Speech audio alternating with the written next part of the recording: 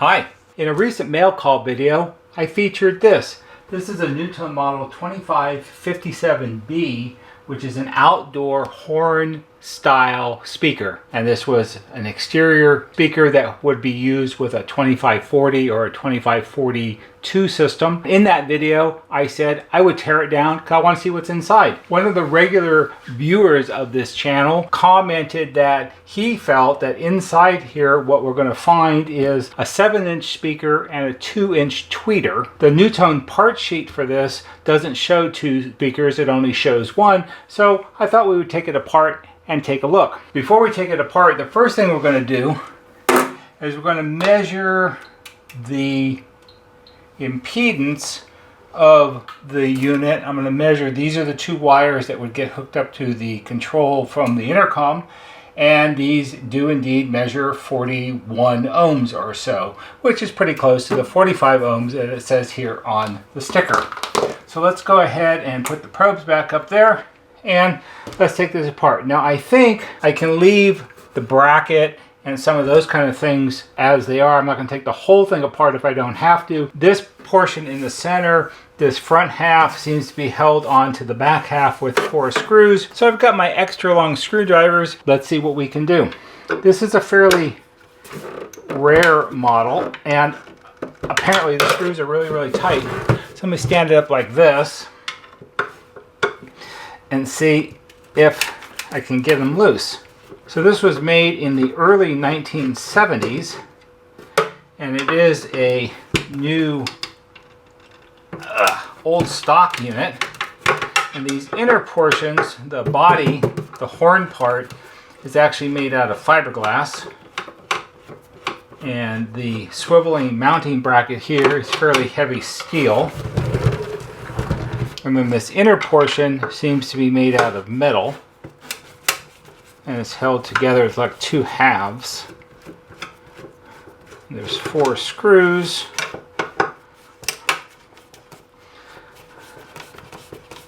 So we're standing here undoing something someone at NuTone or some other place would have put together 50 years ago.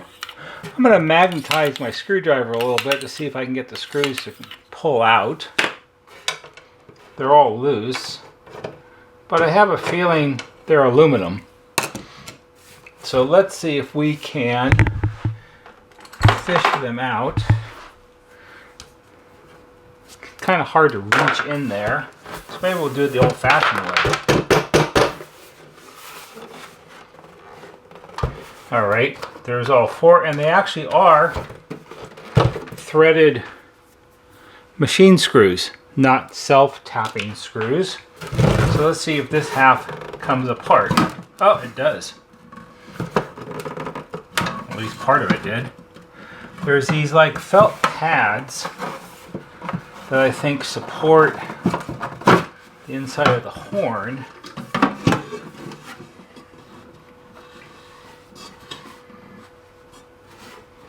And there's some wires and more screws. So let's see what we can do here. Maybe, I'd like to show you inside, but as it is right now, the wires are fairly short. And of course, that makes it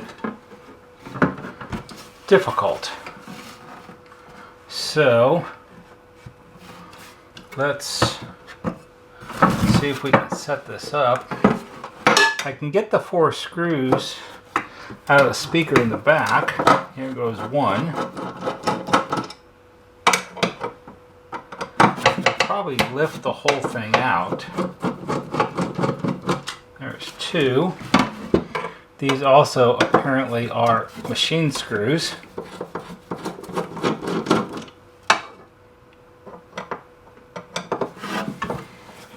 Good thing we've got the extra long screwdriver.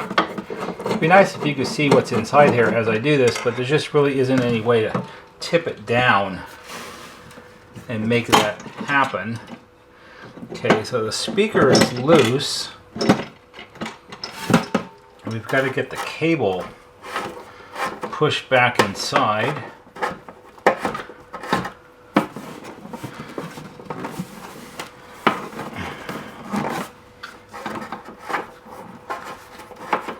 doesn't help any when you have really big hands. That's not really going to work. So here's what we're going to do. We're going to very carefully snip to the wires. Now I know that a lot of you are going to probably have kittens over this. So we have to figure out where the best place to snip is, and I would say that it's right here.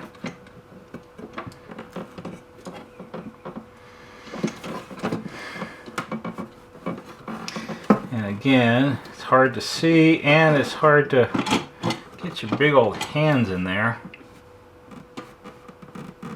There's one, and we'll talk about that in a second. And here's two.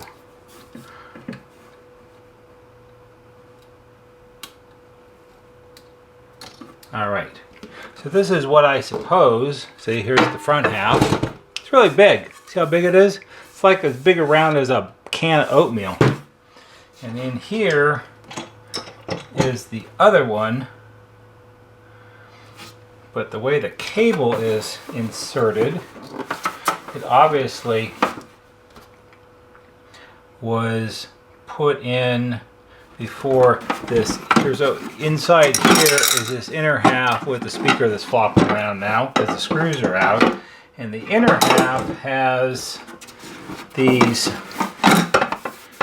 ears on it on this side and on this side that stick through the side of the horn that the bracket and this goes onto, and I don't really see how that's going to come out because the horn's not flexible enough. The screws on the sides stick out. Take the wing nut and the bracket off, they stick out probably 3/4 of an inch, and the horn's not going to flex that much.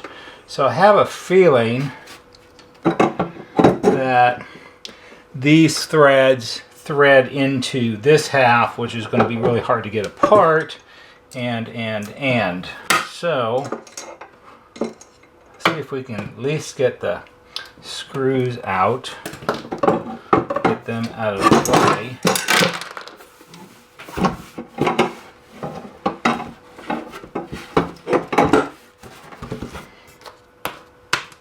Put those over there. There should be one more in there somewhere.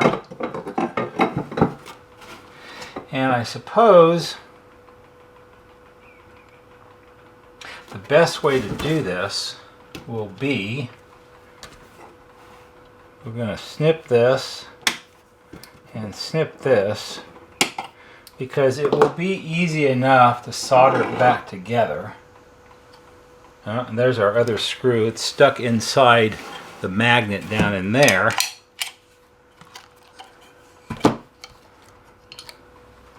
Save that. Those are all machine screws also. So here's the inside of the horn. This is the back half of the inner assembly. This is metal. Here's our cable that went through the hole in the side right here. And it goes through a hole in the back of the bracket. And then the two wires were soldered onto the terminals. Put this over here. They were soldered onto the terminals of the speaker cone here. And I left little nubs of the wires, black one there, white one there, so the orientation is correct. And this is a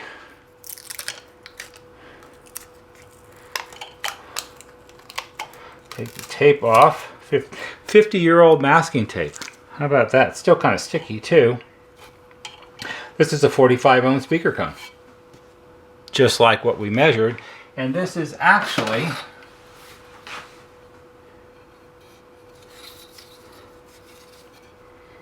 a 6-inch cone, and it's just a standard mid-range cone. I'm pretty sure it has a decent sized magnet on it, but it's not super huge or anything like that because the system that's powering it isn't really all that powerful, and it has a very rudimentary crossover capacitor on it.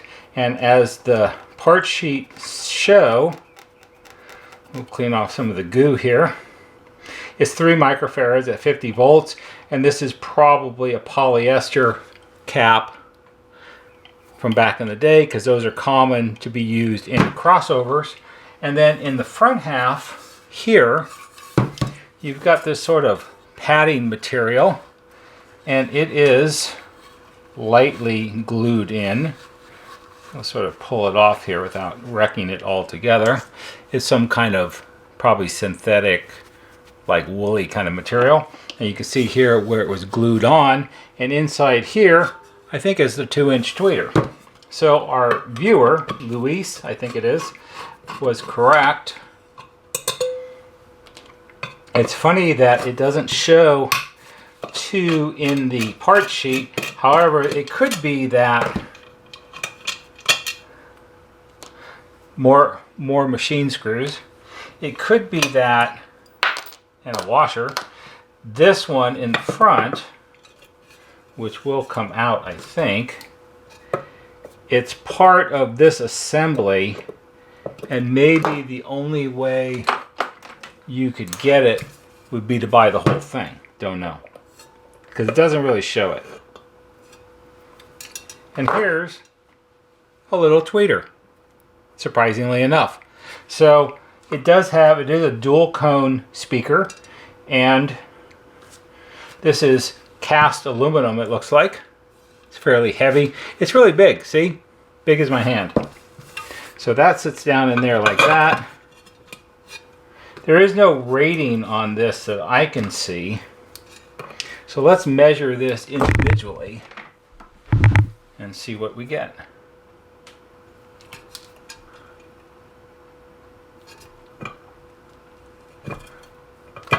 Strap those back.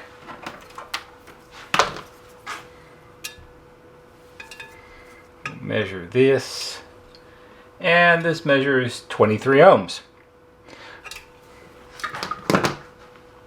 So it's a dual speaker horn. This is reasonably heavy.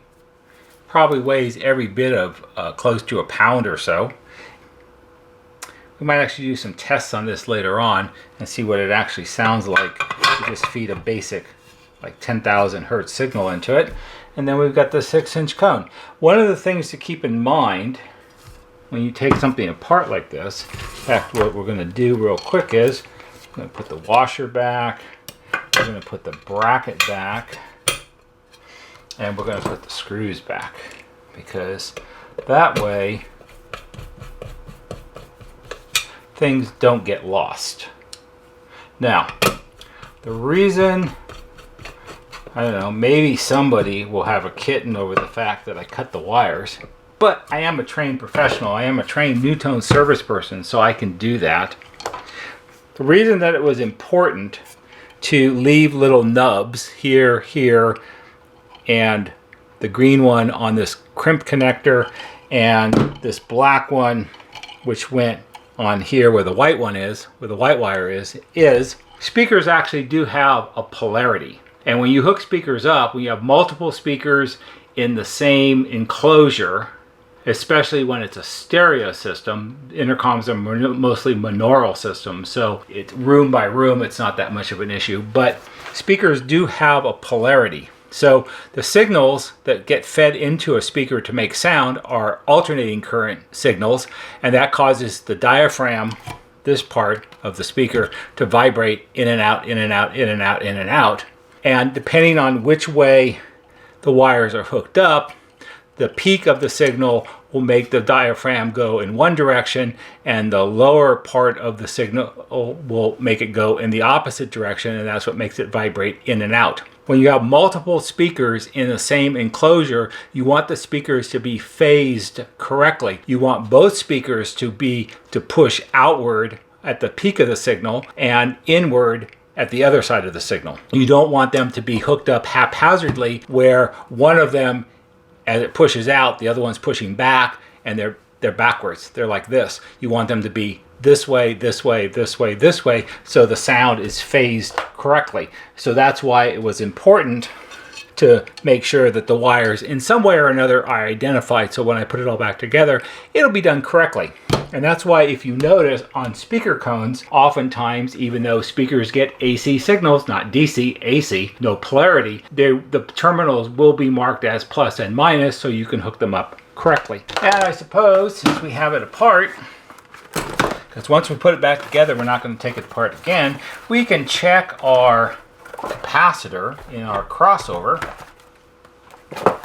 This is an LCR meter. It measures inductance, capacitance, and resistance, and it's a handy little thing to have on the workbench. Don't use it a whole lot, but when you need it, there's no substitute for it. And we'll hook up one lead to one side of the capacitor and the other lead to the other side. Let's strip this back just a little.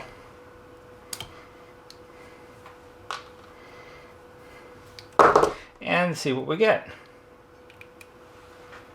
So it measures 3.096 microfarads, which is exactly what it's supposed to do. These kind of capacitors, because of the way they're made, are not really that subject to failure due to age. They will last a long time, both in use and on the shelf. So this is just fine. Now, in the world of crossover capacitors, this would be on the low end of things for quality.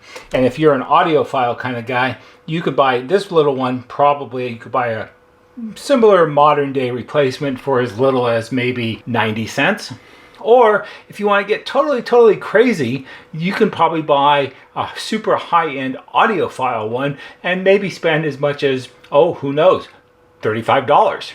Because we all know the $35 one is going to make all of this sound so much better that you can't even explain it to people how much better it's going to sound than the one that costs under $1. But for now, just leave it as it is. So there you have it. That's the teardown of a NuTone 2557B Patio horn speaker. And Luis was correct that there are 2 speaker cones in it. I was surprised by that because I didn't really think that there would be. Now I've got to put it all back together, and I do have a 2542 that I'm almost done repairing. When I get it wrapped up, then we're going to hook this up to it, and we're going to see if we can do some measurements and some tests to see what the sound difference is from a standard like 8-inch patio station, which would have been the standard patio speaker of the day, compared to this. So that'll be interesting. I have to figure out exactly how we're going to do that, but it should be fun. Hope you found this interesting, and maybe for someone it will be helpful. If it is, give it a thumbs up on YouTube, because that helps us just a little bit. There'll be a banner right here that shows you how to subscribe. Go to our YouTube homepage, click on the bell, and when you click on the bell, click on it to receive all notifications, and every time we post a new video, you'll get a notification and you can watch it. That's all for today. See you on the next video.